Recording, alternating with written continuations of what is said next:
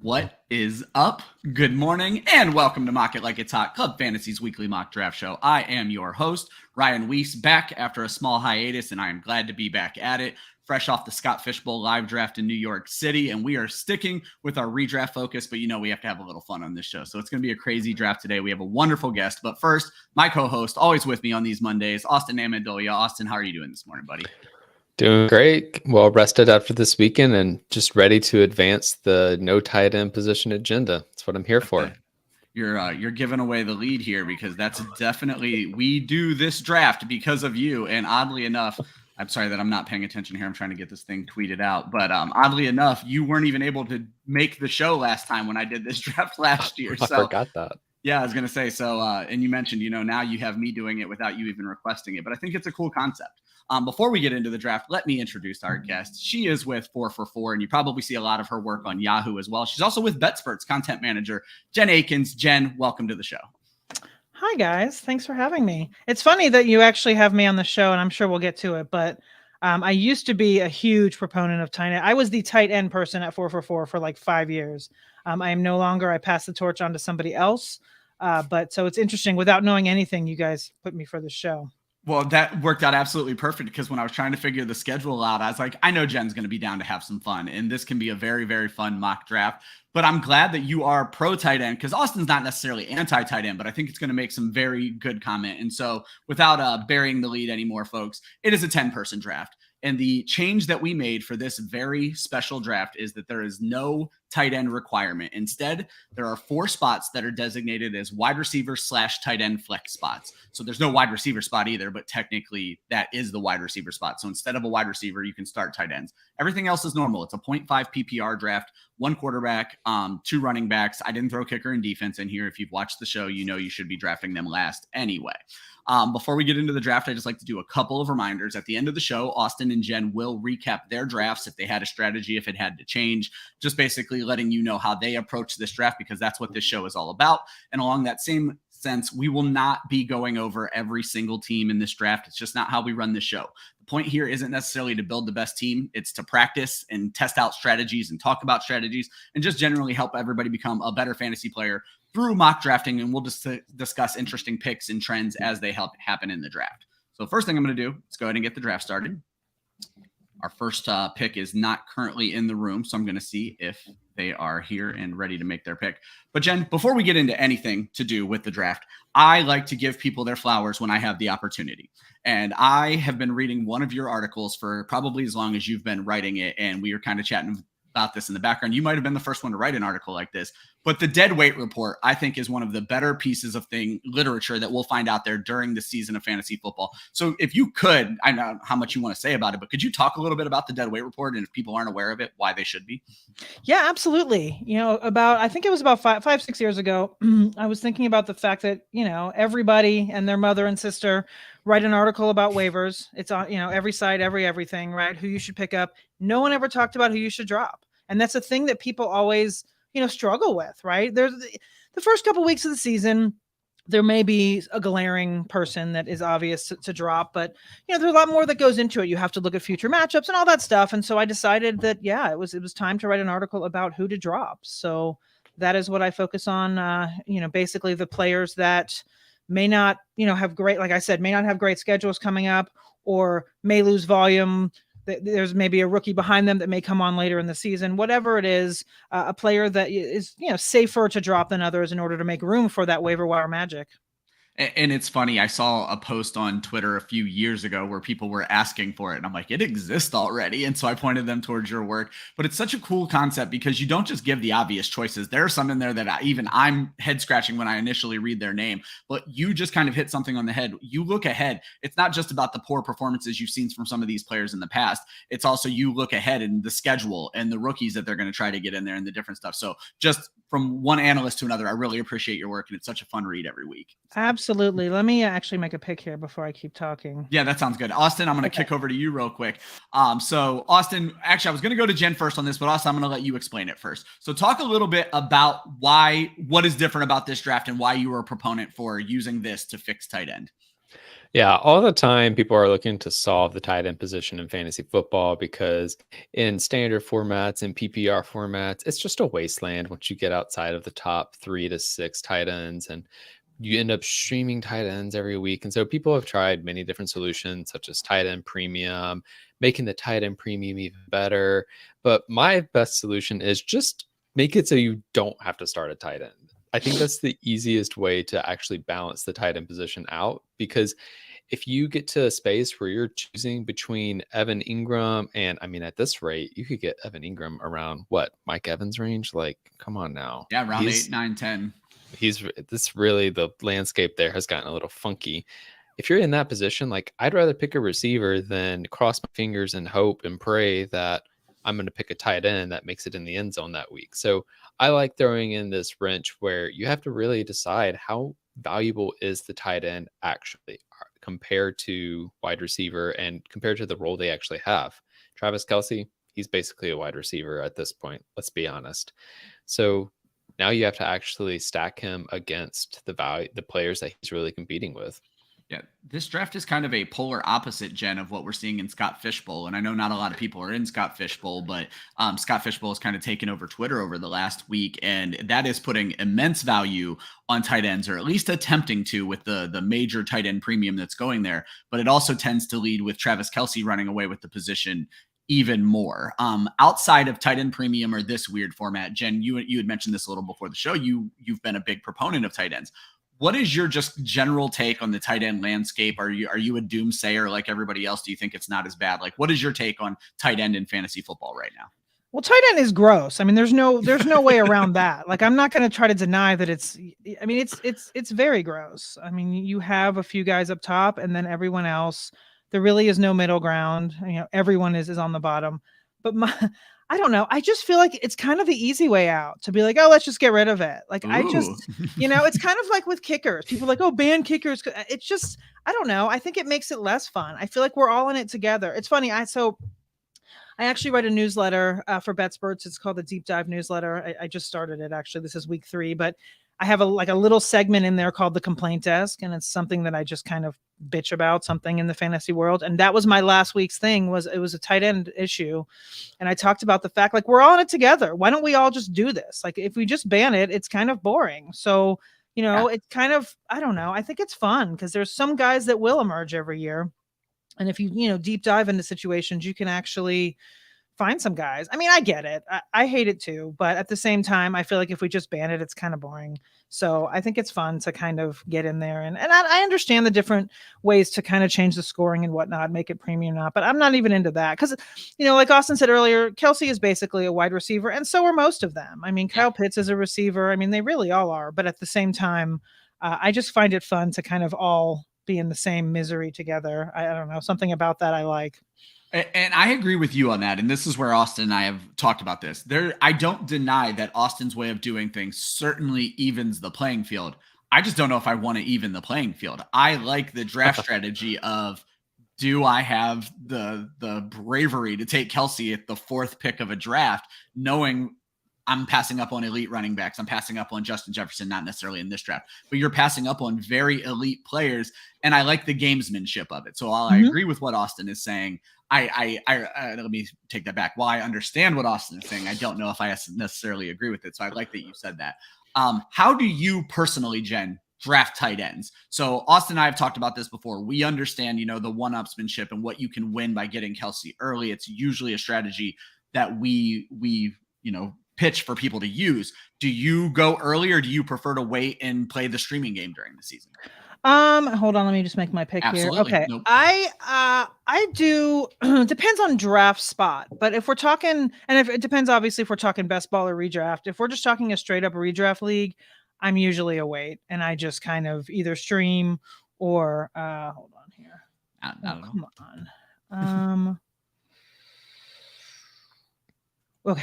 I'm a wait person because I don't like the middle, right? So you either get Kelce or Andrews. I'm not drafting Kmet. I'm not drafting Higbee. Like, I'm not doing the middle. It's either the top or just wait and punt and just, go with a Jake Ferguson or a whatever, someone like that, where we can try to puzzle together streaming. Basically, is what I do.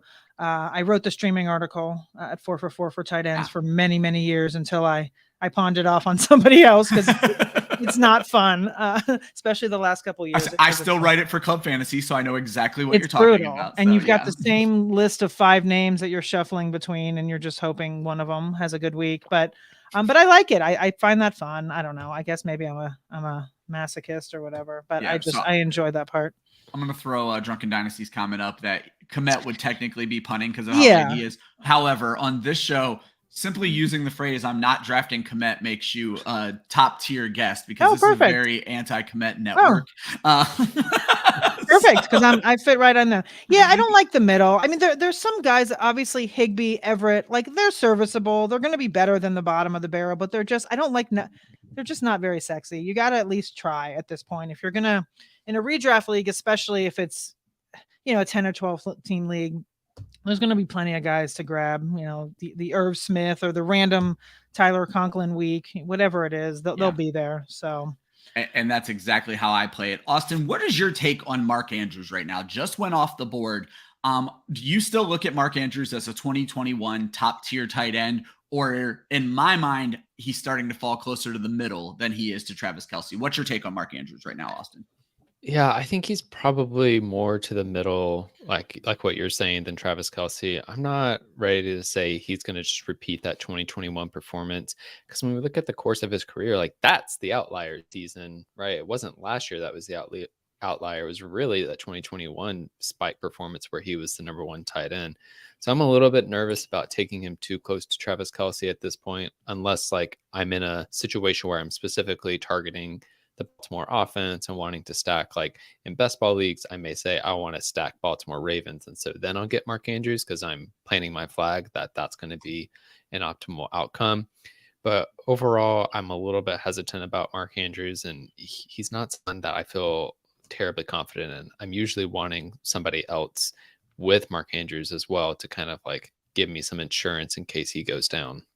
Yeah, I think that makes a ton of sense. I do want to get Kevin's comment up here real quick because Kevin and me butt heads on tight ends over at Football Guys all day long. This was pretty much an anti-Kevin draft. That's how I was kind of setting this up, was just to upset him in the Debbie Royale. So can we discuss that someone went kind of bully tight end in a no tight end draft?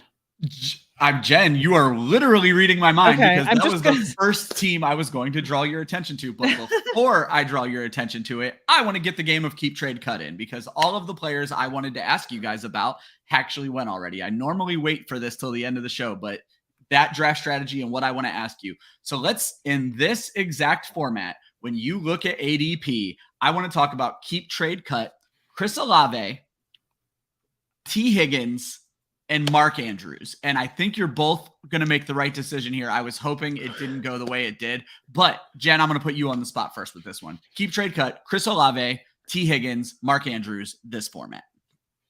This format, I probably... I'm going to keep Olave. I'm going to, I guess, trade Higgins and cut Andrews. But I don't know. Yeah, I think that is the absolutely perfect answer. Austin, don't screw it up. What do you think? Well, I mean, after that, I just can't disagree. But also, I'm not going to disagree. That's exactly what I was going to say. Definitely keeping Chris Olave, like youngest player of these 3. And he was on track to be offensive rookie of the year. Let's be honest. And then you've got Tee Higgins. Yeah, he's probably got enough trade value. The one argument I would make is I think there's enough people in on Mark Andrews. Maybe you trade him because there's more value there. But I don't really I don't know. There may be more value for Mark Andrews is the only reason I would think trade him and cut Higgins. I think I unfortunately have the whole, Mark Andrews was brutal last year for me. I had him in a guillotine league where he just absolutely, I ended up winning, but it was still brutal. He was rough. Humble brag. That was the biggest flex. I ended up winning, but still, because I got really lucky with a couple other, I don't know if you guys play guillotine, but I'm obsessed with it. Last year was the first year I ever played. And I feel like I want to just ditch every other league I'm in just for those. Cause it's so fun. It is very fun. Yeah. I've been playing fantasy football. Oh, I'm on the clock. Hold on. No, you're fine. I've been playing fantasy football since 1996. So anything that's like new and fun for me, I'm all about it. So, ooh. I'll say after you make your 2 picks here, Jen, I'm actually just going to let you go ahead and explain guillotine leagues to people because I think it's very, very cool to understand how different there are for fantasy leagues out there. Scampers chimes in that he thinks Higgins is the trade. So Austin, while Jen is making her picks, I wanted to ask you a little bit about that. We tend to focus on the game theory of all of this. And I personally think that Olave might have the more trade value. Obviously, he has the higher ceiling than Higgins. Are you down on Tee Higgins in general, Austin? Like, what is your overall take on Tee Higgins? I think we saw some really good games and some really bad games out of him last year. And I started to go the other way where, like, I'm way down on Higgins where maybe I've went too far. Yeah, I'm still in on Higgins just because there's a lot of pathways for him to become a wide receiver 1 on his team over the next year or so. Like, say Jamar Chase goes down, Tee Higgins going to fill right into that role. Let's say Tyler Boyd goes down, there's going to be more targets going to Tee Higgins. Also, Cincinnati is about to have to pay a bunch of players. They're about to pay Joe Burrow. They're about to have to pay Jamar Chase. And so at some point, they're going to have to make hard decisions about their This is the year they have to pay Higgins, too. So that's where I think it's interesting. I mean, obviously, we're talking about the season, but Higgins is playing for his next job, if you will, whether it's with the Bengals or elsewhere. Right, which to me is more reason to get in on him. But if the Bengals decide they don't want to pay Higgins, he could end up going to another team and automatically being the number 1 receiver on that team. So I'm still in on Higgins, but I think a lot of people are kind of more with you, Ryan, where they're like more down on him, which is why he has less trade value right now. Yeah. Before we get into Donflick's team, which is where this whole conversation started, Jen, I want to have you explain guillotine leagues to folks because it is a very, very cool thing that Par Charchian is over there doing. And I think a lot of people, if you're playing any form of fantasy, I think they would really enjoy this variation. So yeah, it's super fun. And you know what's crazy? I didn't realize. So I'm in a private one and I live in Colorado and I didn't realize I can't join public ones in Colorado for some weird reason. Okay. There's some weird, and even though we have legal everything else, they and no, seriously, like we have betting and everything, mushrooms. I mean, everything's legal here, but for some reason we can't join those leagues. So, but luckily, a private one we can. So, basically, I think there, 17, 18 teams. Mm-hmm. You draft, and then the lowest score every week gets cut, and then their players are now available on the waiver wire. And you only have a certain amount of money for the whole season, and it's crazy because you have to. It's a totally different strategy because say, Josh Allen gets cut in the first week for some reason because he has a bad week. And, week 2, everyone, you're like some people will throw their entire pot towards one guy. Some people will wait. It's a crazy game and it's super fun. I really, really enjoyed it. Yeah. And so last year, the one that I was in, they cut the waiver wire at a certain point. I can't remember what it was. And I actually got screwed because I had Tua and I had Jalen Hurts at that point, and they were both hurt. And I didn't have a quarterback. So that one, I was actually in the finals and I lost because I didn't have a quarterback and I couldn't get one. And then I was in, we started the same group of people I was in, started a second one like halfway through because we were all obsessed with it. And the people that got knocked out were mad. So we started a new one. But yeah, it's really, really fun. It just changes kind of your brain. We're all used to the same kind of waivers and the same situation, but this one is totally different because there's really good players that show up in week 8. All of a sudden, you've got Christian McCaffrey is on the block and some people have $200 and some people have $5, and it's just, it's pretty cool. Austin, have you played Guillotine at all? I did the like fantasy cares leagues that happened last year, but not the same format that Jen is referring to where you have waivers and whatnot. I definitely want to. It's really fun. It's like really eliminators, but you actually can get players. And so that part is it's kind of a crazy and it's also it's super flex. Well, I don't think it's super flex, but it's some of them can be. I think it really it's just very depends flexy depending. Like you have like 4 random spots that can be anything. And it's really, really a cool. And there's trades, by the way, as well. And you can trade money. So that's part of it too. And that's huge trading fab. Exactly. I was going to say it adds a whole element of protecting your waiver money that you don't know if you want to go in. And the biggest difference, I think, that Jen, you hit on was instead of competing against one person every week, you're just trying not to be bottom. That's literally all you care about. Where there were weeks last year, football guys put one together. There were weeks where I could have went after someone, but I knew I wasn't near the bottom. I was like, I'm just going to wait it out and save my fab and see who gets eliminated. And then there was one where I think it was Josh Allen, but it was a really good quarterback, went out. Someone spent all their fab and then forgot to put him in his starting lineup and went out the very next week. And so you just see like all these very odd and different mistakes. But let's get back to the draft, because we've had quite a few picks, but we need to start where Jen wanted to go in the first place. And that is our buddy Don Flick at the 4 spot.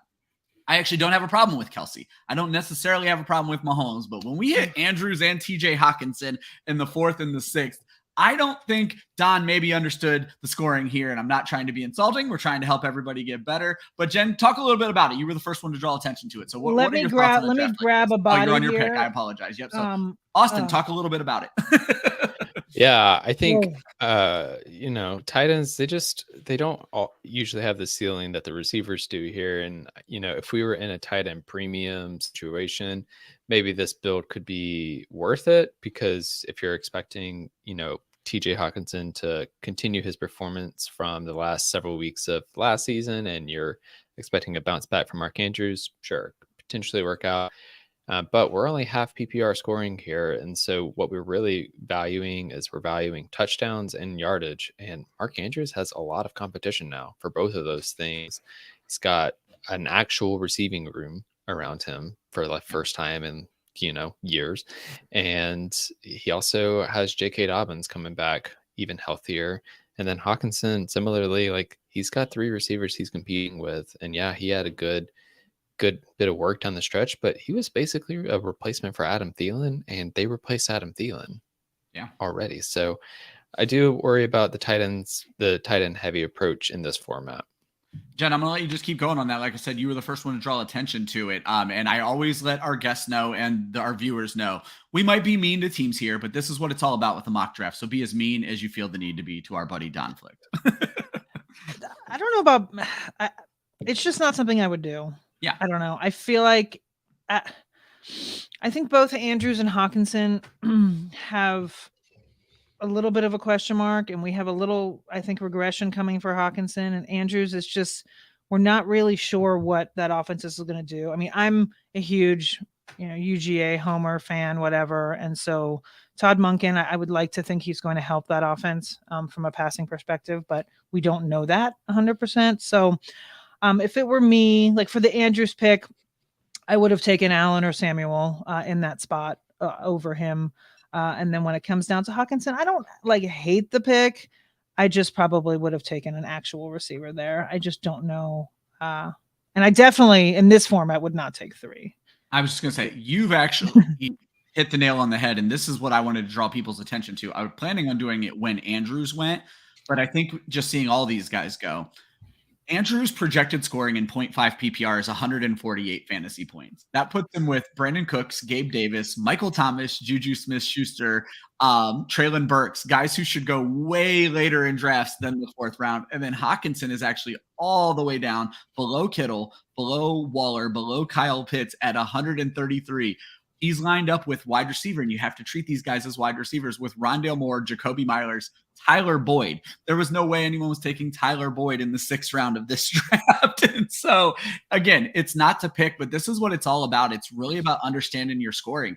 And I'm not picking on Don Flick. I'm not picking on anyone.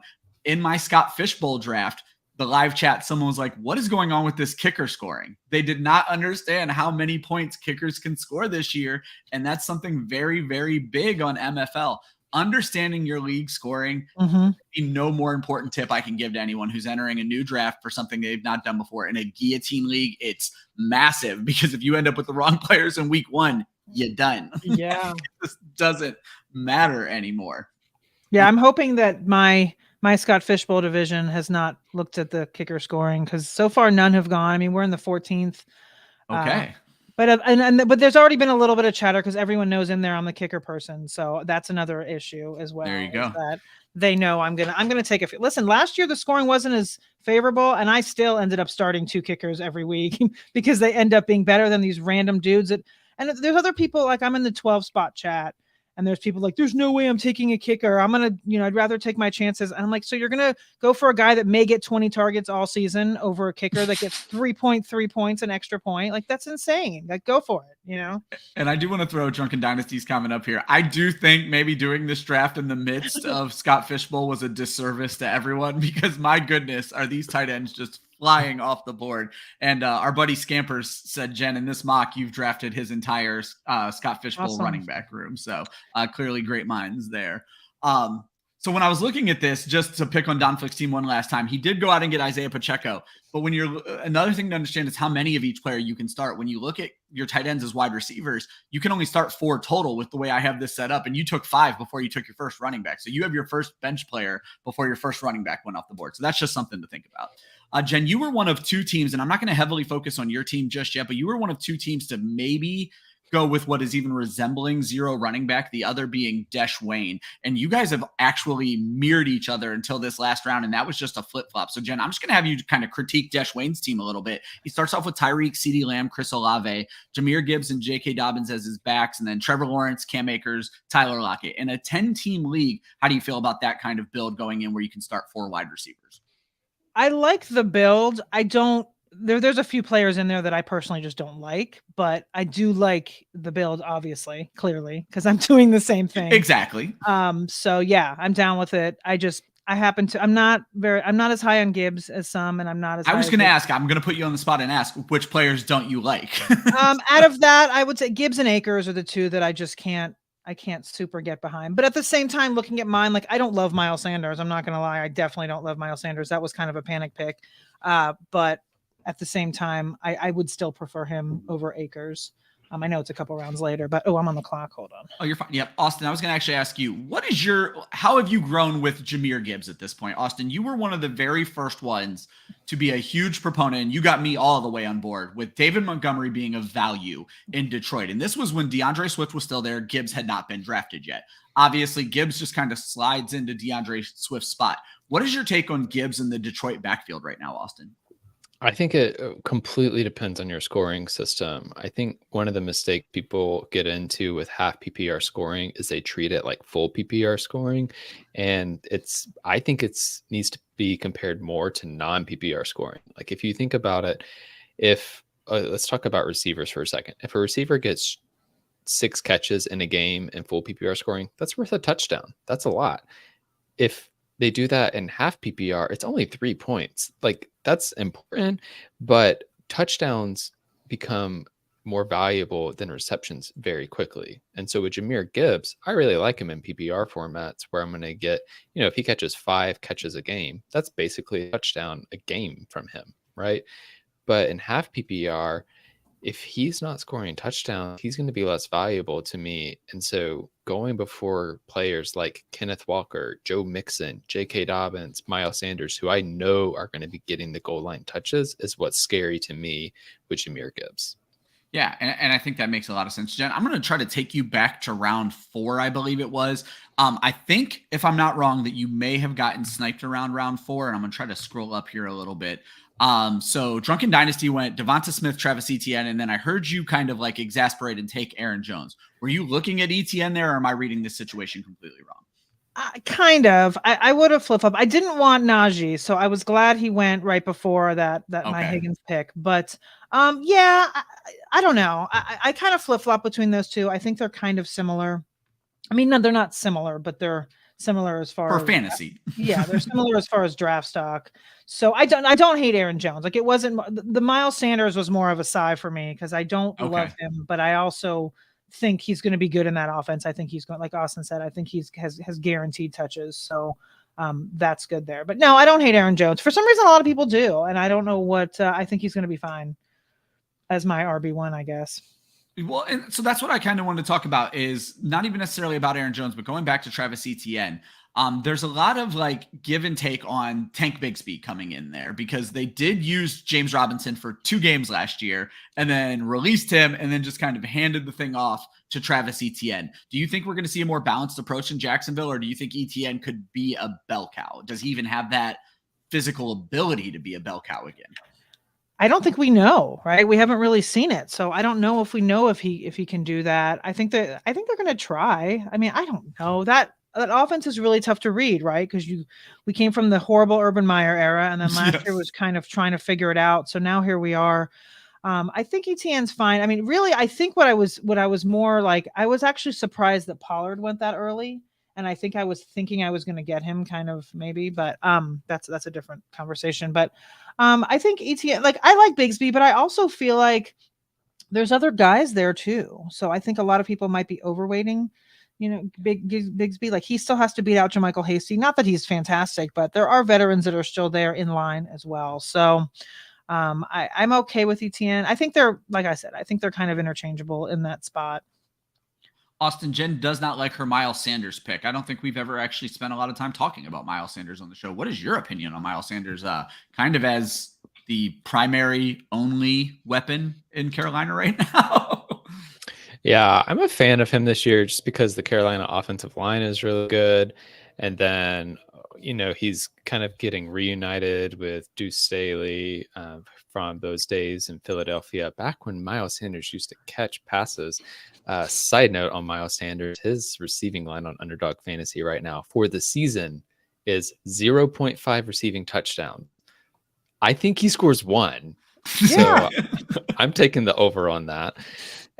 But I really like it. And I think that he's going to, have the ability to, really lead that backfield ahead of Chuba Hubbard and the others that are there. And also, my hope is that Frank Reich is going to do right by the rookie quarterback there and make his life easy. And so going to, run the ball more and make things easier for him instead of like passing the ball 30 times a game. And so I think Miles Sanders is in a prime position to carry a decent workload this year. There you go. Jen, I hope it makes you feel better about this non-existent team. No, it does. Like I said earlier, like it's definitely not, it's not a sexy pick, Miles Sanders there, but I feel like yeah, everything that Austin said and more. I feel like also we really don't know that team in general it's all new. Everything is new from top to bottom. So we really don't know what's going to happen there. I mean, Chuba Hubbard's like the only, guy that's still there. Back. Yeah, it's all, Ian Thomas. Terrace Marshall, whatever. Yeah. But yeah, so it's all kind of new. So it could be really good or they could absolutely suck. So we don't know. All right. I think another favorite topic of this show, but I think it's such an important one for folks who are newer to fantasy or getting ready to start their drafts is where quarterbacks are going. So I'm going to scroll up here a little bit. You're not going to see the whole draft on the board for a second. In a 10-team league, in my opinion, tends to devalue quarterbacks a little bit because there's so many quarterbacks out there. In this draft, we saw Patrick Mahomes go 2-7. Josh Allen 2-8 was an auto pick. I don't know if Burns would have made that pick, but then you have Jalen Hurts 3-1, little bit of a gap. Lamar Jackson, Joe Burrow, Justin Fields. Jen, you took Herbert, Trevor Lawrence. Austin, are you the only one? No, you took Fields. Never mind. So towards the end are our only non-quarterback teams.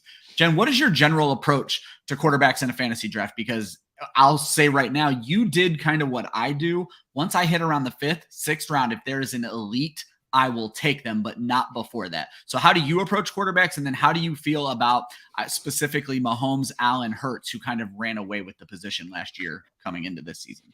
I am normally I am usually like playing quarterback chicken with one other person at the very end of a draft. That is usually me. This particular draft, like you said, I was there. I saw Herbert. I feel like he's up there, right, in that second tier. I'm not a Watson fan this year. I think he's being way overdrafted.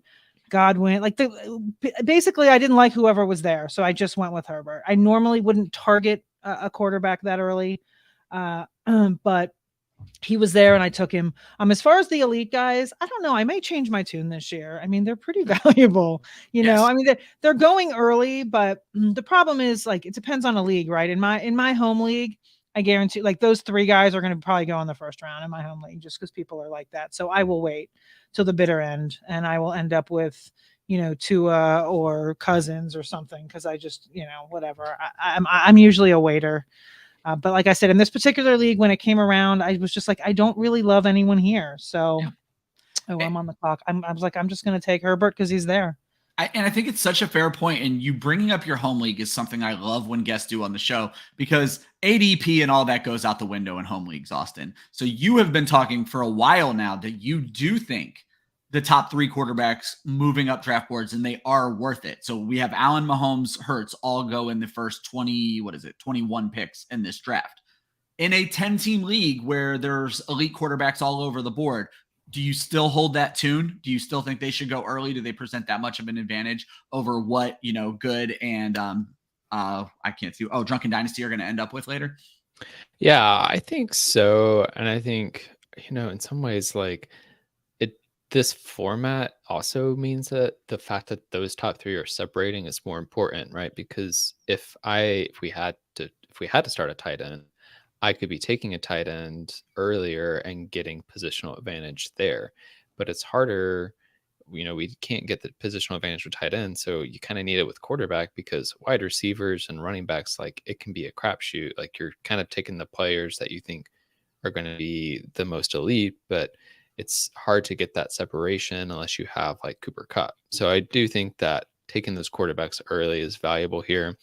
I do still like to try and wait. I didn't really feel comfortable taking a quarterback in the 2nd or 3rd round. So instead, I just waited to the 5th round, and actually very similar to Jen, I didn't like any of the other players there. And so I was like, okay, well, Justin Fields or Justin Herbert. And I ended up going with Fields just for the rushing upside. Yeah, I think it makes a lot of sense. Jen, I'm going to go to you with this one. XD Brody, who is picking from the 6th spot, took 2 players who made the news this week. DeAndre Hopkins goes 5'6". He obviously just signed with the Tennessee Titans. And then Alvin Kamara, looking like he's pleading out to a misdemeanor charge, could still be facing a suspension. Does not seem to have affected his average draft position yet. So what are your take right now in drafts with DeAndre Hopkins, Alvin Kamara, I guess specifically in this draft, 5th round for Hopkins, 9th round for Kamara? Well, I just took Kamara in Scott Fishbowl, so okay. I have to believe in him. I have to believe in like hopefully a 4-game sentence or something like that, so that he's going to be productive. Kamara's a little scary, right? He wasn't great last year, but he wasn't horrible.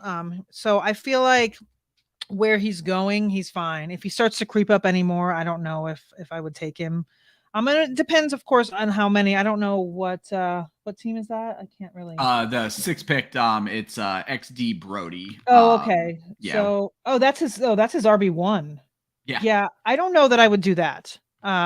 Because he is going to. Oh, it is not his RB1. I apologize. The screen. Scroll he has up. Barkley okay. and Pollard ahead.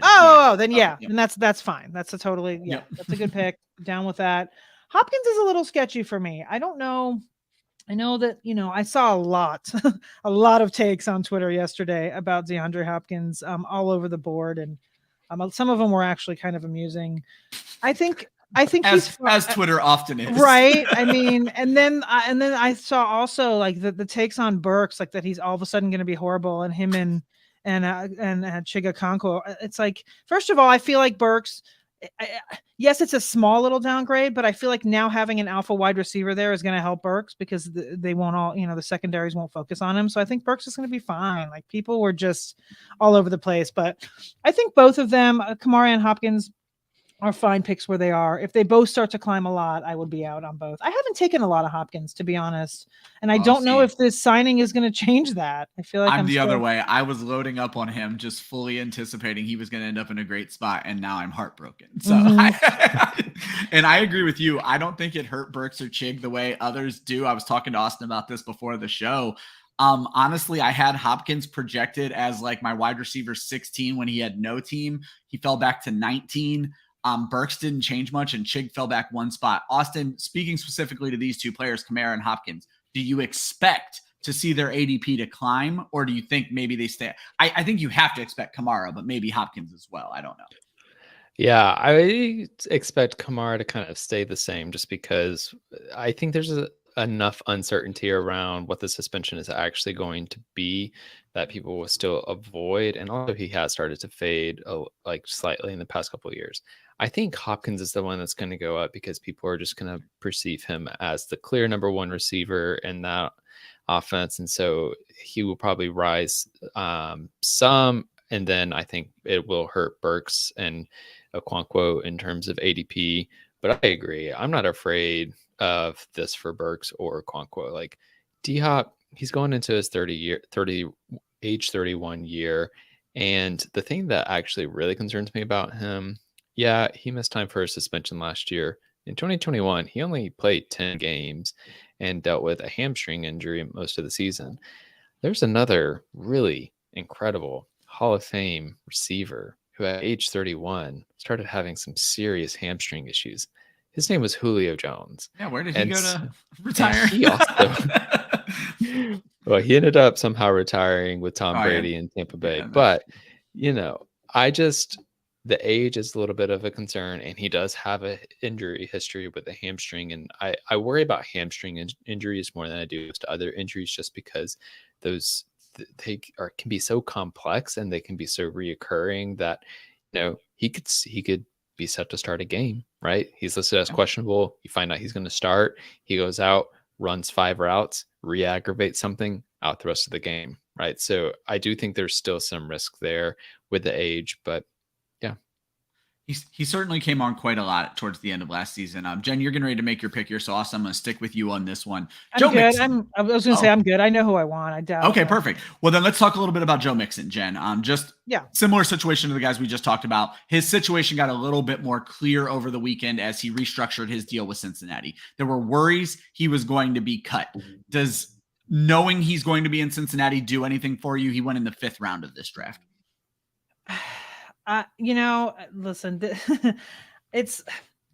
I can't draft Joe Mixon. Like I know it's completely hypocritical to do that because I will draft others, but it's so hard for me to draft certain scumbags, No, that's a perfect answer. We agree with that fully on this show, by the way. So. But it's totally hypocritical because I will draft Tyreek Hill and I will draft, there's other guys that are scumbags too that I've drafted, but for some reason, Joe Mixon is one of those. Same with Deshaun Watson. Like I can't, it's really, really difficult for me to do that. But on the flip side, I absolutely understand the appeal of Joe Mixon and I understand that he's a guy that people should be drafting, but I just have a hard time with him for some reason, drafting him for that reason. And then also from the fantasy football perspective, for some reason, I think the times I've drafted him was like the one down year he had. So I kind of have always, but I do understand. And I understand now, especially like you said, now that he has that contract. And I say, let's not even belabor the point. This show has always been about, and it's going back to our first episodes because we started this show in the middle of the Deshaun Watson disgustingness.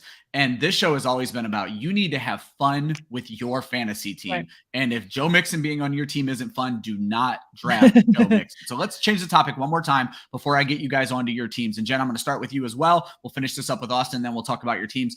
Dalvin Cook, give me a prediction. Is he still a top 15 running back regardless of landing spot? And where do you think he ends up? He went in the 7th round early on in this draft. Wow. Yeah. Are you asking me or Austin? You first, Jen. Okay. Because you're going to talk about your team first, so I'll go to Austin and back to you. I think the landing spot situation is interesting because there's not like a glaring like, oh, if he goes there, he's going to be an absolute stud. I feel like he's going to screw up every running back room that he goes to. So we're all kind of screwed with him. And he's a little bit on a decline and he's a little bit injured. He hasn't been fully healthy for a bit. So I think I'm okay with drafting him in certain spots. I think the 7th might be a little early for my liking. I might dip him kind of into that next tier of guys, but depends where he goes. I mean, what's the latest? Miami, Buffalo. Miami seems to be the favorite for everybody, but just nothing, no smoke, or all smoke, no fire is kind of right. Well, they did make him an offer and he didn't like it, so they're going to either have to come up. I would assume, big or someone else. I mean, I've heard the Buffalo chat, which I think is very interesting. I actually missed the Buffalo chat because I know they just had a Damian Harris there as well. They did, but I mean, it would be interesting to have him with his brother. But I think I also saw something where he doesn't want to go with his brother. He doesn't want to take it. So someone said that at Scott Fishbowl. Exactly. I did not hear that, but someone made that exact comment at Scott Fishbowl. I would like him there, honestly, for him and his brother to be tandem and, James do the passing work and Dalvin do the running work. But I don't know. I mean, I think that there are rooms that could use him, but there's not like a glaring, like, I don't know. I feel like he could go anywhere. And like I said, wherever he goes, he's going to screw it up for us. So I love it. Austin, same question, man. Is there a spot he can go that you're just going to absolutely love him? I have been a proponent of Miami for a while, but the longer this takes, the more nervous I get about it. Yeah, I think I'm fine drafting him almost no matter where he goes. Like, I think he's still going to be fine regardless. Like, he's at least going to be a running back too, right? And that's where he's being drafted right now. So yeah, I'm totally fine with that.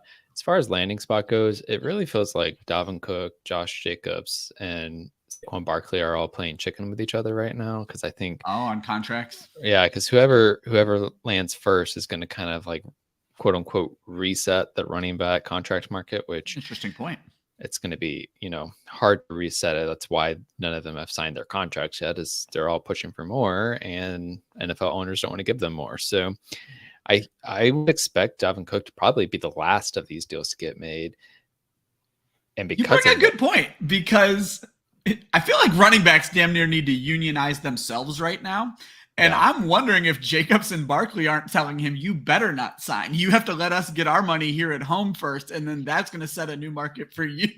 Yeah, I mean, and I would not be surprised if that was happening. Like, you've listened to Barkley and Jacobs; they have very similar messaging with their contract negotiations right now. It wouldn't be shocking to have them all working together and then being like, "Look, like it's one of us, or it's all of us, or it's none of us," right? Yeah. And I think that's totally fair. Like, the running back market has been vastly undervalued. We've seen some gross comparisons, but as far as landing spot goes, all of that rambling to say, I still am on the Denver Broncos camp. I want to see him in Denver for a while. Yeah, I think that would be fun. Okay with it. That would work for me. I haven't really been drafting a lot of Javonte Williams, so I have plenty of P Ryan though, so we'll see what happens if he comes here to Denver. That would be interesting. I wouldn't hate it. Yeah, the P Ryan feels like such a value right now. I feel like you have to be drafting him. So Jen, let's get into your team. So you went the closest to zero running back we saw in this draft, really, by starting with wide receiver. Was that a cause of the format? Is that just who fell to you? Are you always a zero or later running back drafter? If I'm in the backside of the draft, like I am here, yeah, I usually start out with a few wide receivers at least. Like I said, if Pollard would have fallen to me, I might have considered him. What am I talking? Yeah. I might have considered him there, but yeah, I mean, I like it. And then in this format, I mean, half PPR, why not? If you're just gonna go all receiver, I might as well. So yeah, I got 3 guys there, and then, like I said, Jones and Sanders are not super exciting in the running back department, but they are both RB1s on their team, and so they're fine for where I need them. Yeah. And then, as I said, I talked about the Herbert pick, and then Deontay Johnson, I feel like he's always undervalued in any PPR type format. So I grabbed him there. And then I don't love White. These are the 2 I wanted to ask you about. Yeah. White and Cook, both going into their second year, both highly regarded as pass catchers, but not quite used that way last year. So. Yeah, I mean, White, I honestly, I probably, I was going to go Madison, and then he went right in front of me. So it just kind of defaulted to White. I think White's fine. I mean, he's the starter on that team. I mean, that team is not going to be very good, or at least on paper, like we think. They may be better than we think, and then that would be a great pick, but yeah. I feel like White is kind of an enigma because he is the starter. And if they don't suck, then he's going to be all right.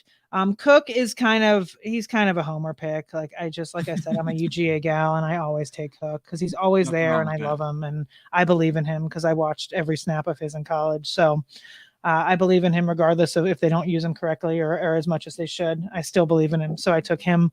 And then the rest were kind of just guys that I don't know. I don't love Cooks either, but I was talking about him on my podcast recently and kind of talked myself back into him. I was going to say, are you the one fantasy analyst that doesn't love Brandon Cooks? Because I thought we just universally accepted him. I did for many, many years. And then he just completely burned. I mean, the last couple of years have been rough. He's one of those guys where you come in and you're like, target monster, here we go. And then it didn't pan out. And so, but I do think in Dallas and this team, I mean, he should be the wide receiver 2, or even really the second target getter. I don't know that Jake Ferguson is going to get more than Cooks in that offense. So he's fine there. And then Etienne, if Cook doesn't go there, then that's a good pick there. And then these are just, Dobbs and Shaheed are just two guys that I like, that I think that I just think are undervalued.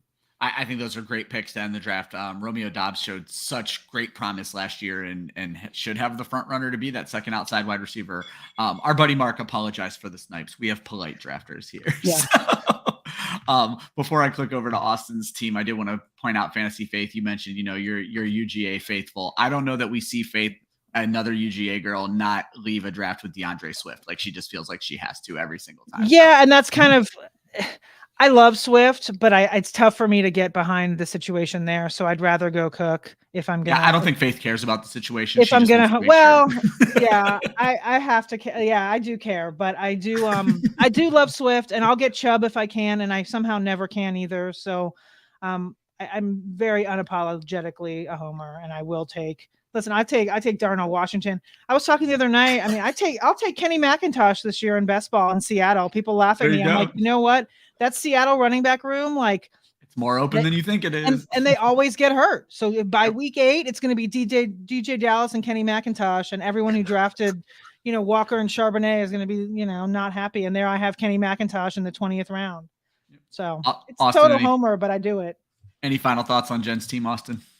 Not on Jen's team, but geez, now I'm stressing about Seattle. I have Chardonnay and Walker and all sorts of best ball drafts. So I might need to rethink that moving forward. No, I think this was a good team though. All right, Austin, go to it. Do you have to change anything? Do you have a plan coming in? I just was kind of going with the flow today. I didn't really have a specific plan. Until the 7th round, you really just kept alternating everything. So yeah, whatever, it was all vibes. No, but once I decided that I wanted to see what happened when I went running back early, just because I think they're getting a little undervalued in half PPR formats right now. And I ended up just saying I'm going to have 3 running backs that I think are all going to be great, and that's going to be it. And so that's exactly what I did. And Eckler, Breece Hall, and Dameon Pierce, they should be great this year. Breece Hall, we keep getting good news for him out of camp, so he might get a slow start, but I think I can have Dameon Pierce kind of filling in early until Hall really gets going. And then outside of that, didn't draft a tight end, which is great. Didn't have to stress about it. Excellent. I think this was just about alleviating my own stress, because at some point I was going to have to stress about which tight end to take. And so instead I took Justin Fields at the 5th pick. That's probably where I would have been reaching for a tight end, maybe a little bit earlier. Because Travis Kelce goes in the 4th spot, I probably would have been doing something like Kyle Pitts if I had to draft. This is way late for Kyle Pitts in an Austin draft, but it makes sense. So. Yeah, exactly. And then, I had my quarterback, I had 3 running backs. And so I just took all of my favorite receivers and just took a bunch of dart throws. People are down on Rashad Bateman after the past couple of years, but Lamar Jackson says he's the wide receiver 1. So, I don't have to start him anyway. So why not put him on my team? Jacoby Myers, I think we forget that he's good. He's still a good player. I ended up with a stack on Las Vegas by accident with Devonta Adams and Jacoby Myers, but I'm here for it. I won't have to start them both at the same time, and if one gets injured, the other's there. So it was just all vibes. And hey, Treylon Burks, I'm still in on him, and I just wanted to buy the dip now. Yeah, might as well. Jen, do you have any final thoughts on this team before I outro us? On his team? Yeah. No, there's a couple guys that I just don't like for my own, but as far as the build goes. So I have to put you on the spot. Who do you not like? That's what's important here. I'm not a Dameon Pierce person. I don't know that I would be happy with him as my 3. Oh, well, you have Eckler. Okay. So yeah. He's fine. He's just not somebody I'm drafting. I don't. And then as far as I like all the receivers. The Jacoby Myers thing, my only issue there, and I totally understand it, is just the quarterback. We just, obvious, but if it's not, it may not be Jimmy G. Even if it's Jimmy G, it's kind of ambiguous as to what's going to happen there. Austin even, I think, wrote in an article, it might have been you, Austin, where you said, when was the last time Jimmy G played a full season? Or it might have been one of our shows. So, right. And he's already hurt. We've got the foot surgery situation, and we're not, there was a bunch of talk about it, and then now there's been nothing. So I don't know if he's cleared and he's good, or he's not, and they're scrambling behind the scenes to try to find something. I don't know. Yeah, for 1 week we were all very nervous. He was just going to get cut out of Right. nowhere because And they then could get there's out of been that nothing. contract, So I guess he's fine, or maybe he's not. But, and Devontae Adams, I think, is someone that we don't worry about. But Jacoby Myers, I don't know. But, I mean, you got him in, the last round? I mean, yeah, it's like the 13th round. I mean, yeah. Jen, it has been an absolute pleasure. Please tell everybody where they can find your work. And if you're working on anything special, I dropped the link for your newsletter in the chat earlier. So if you guys scroll back in the chat, you'll be able to find that and get subscribed. I'm sure it's fantastic. But Jen, talk about yourself a little bit. Talk about myself. Well, I was born. No, I'm kidding. No, I am a 4 for 4. I have a ton of content there. We have the most accurate podcast every Monday night that I do with Brandon Niles. And then as far as, I just have a ton of articles coming out weekly. And then I also have, like I said, the deep dive newsletter that is at the top there. That's it. I mean, we're about to start crunch time where there's going to be a ridiculous amount of content coming out. But yeah, that's it. Awesome. And as I mentioned earlier in the show, please pay attention to her in-season writing. The Dead Weight Report, one of my favorite things every single week. Austin, what do you got working on, buddy? Yeah, first off, dropping tonight is the second episode of Summer School, Club Fantasy's Best Ball podcast, exclusively on YouTube. So make sure you're subscribed to the channel. And then on Wednesday, I get to talk about my boy, Daniel Jones, and why you need to be drafting him way earlier than you are. I love it. So Austin is referring to our player profilers, our Look Inside series. We're kind of mirroring what we're doing with the show every single week. We're releasing 3 articles every single week, player focus, where we also talk a little bit about the team. We have got 24 teams done so far, 8 to go, and that's going to start with Calvin Ridley and the Jaguars later on today. I plan to drop that article around 2:00. And as Austin alluded to, we have a very busy YouTube channel. You should probably just go ahead and hit subscribe. Starting tomorrow, well, I guess now starting tonight, I have this backwards now. I always leave Monday for last, but starting tonight, we're going to have our Best Ball series. Make sure you're looking out for that. And then Tuesday is our Women of Fantasy Football shows. We have Who's Your Caddy with Kelly and Adam, our golf show, Golf DFS. All they do is make great picks every single week. They're out here to win you money. Make sure you're checking it out. And every other week, we have Her Story in the Making with Britt Flynn. I think we are due for an episode. I apologize for not knowing that one. Wednesday is our flagship show, No Pun Intended. We are continuing the Look Inside series. Jacksonville, the Giants, and Dallas. And then Sunday, Dynasty After Party. They just released their newest episode last night, Chargers, Baltimore, and Minnesota from a dynasty lens. So make sure you check that episode out. As I mentioned, this show will be back every Monday. It's going to be another big flex show next week. So make sure you come back. We're sticking with redraft drafts. And as Austin mentioned, we have the Best Ball show going on at every Monday at this point, strictly on our YouTube channel. So you need to hit subscribe. Thank you so much for joining us. Thank you to Austin. Thank you to Jen. Thanks to everybody who drafted with us. Please remember that offense wins fantasy football. Defense wins championships. Yes, that was backwards, but practice makes perfect. We'll see you at the next mock draft.